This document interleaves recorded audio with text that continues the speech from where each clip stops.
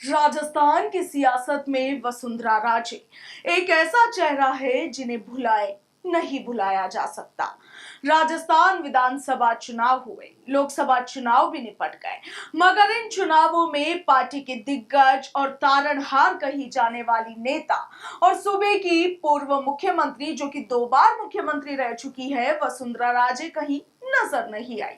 लोकसभा चुनाव में पिछले 2 बार से कांग्रेस का सुपड़ा साफ करती आई बीजेपी ने 11 सीटें खो दी, जिस पर राज्य समर्थकों ने यह भी कह दिया कि ये तो मैडम की अनदेखी का नतीजा है। खैर, इन चुनावों के बाद 2 बातें हैं जो कि सियासी गलियारों में सबसे ज्यादा चर्चाओं का विषय बनी रही है। पहली तो ये कि वसुंधरा राजे की राजनीति अब हाशिए पर चली गई है, और दूसरी ये कि अब पार्टी का शीर्ष नेतृत्व वसुंधरा राजे को पूरी तरह से साइडलाइन करना चाहता है। मगर क्या वसुंधरा राजे को साइडलाइन करना इतना आसान है? क्या इतनी जल्दी राजनीति की धुरंधर कही जाने वाली वसुंधरा राजे की राजनीतिक पारी हाशिए पर आ जाएगी? इसके साथ ही सवाल तो ये भी है कि क्या खुद वसुंधरा राजे इतनी जल्दी राजनीतिक तौर पर अंडरग्राउंड हो जाएगी?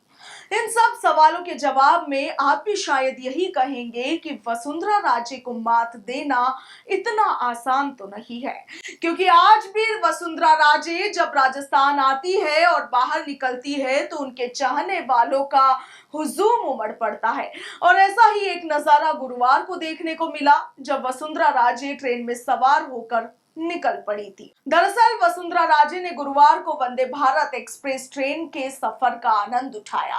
राजे इस ट्रेन से जयपुर से उदयपुर पहुंची और इस दौरान वसुंधरा राजे को देखने के लिए स्टेशनों पर लोगों की भारी भीड़ उमड़ पड़ी। वसुंधरा की इस रेल यात्रा की कुछ तस्वीरें भी सामने आई है, जिनमें साफ तौर पर देखा जा सकता है कि वसुंधरा को देखने के लिए स्टेशनों पर कैसे लोगों का हुजूम उमड़ पड़ा।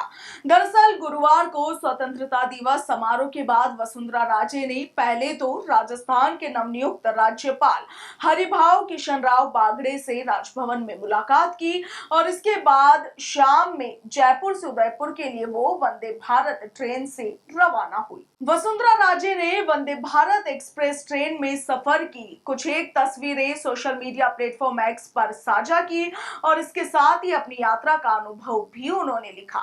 इस पोस्ट में वसुंधरा ने लिखा कि जयपुर से उदयपुर तक वंदे भारत ट्रेन में सवार होकर रोमांचित हूं। ये ट्रेन एक विकसित और आत्मनिर्भर भारत के विजन का एक शानदार उदाहरण है।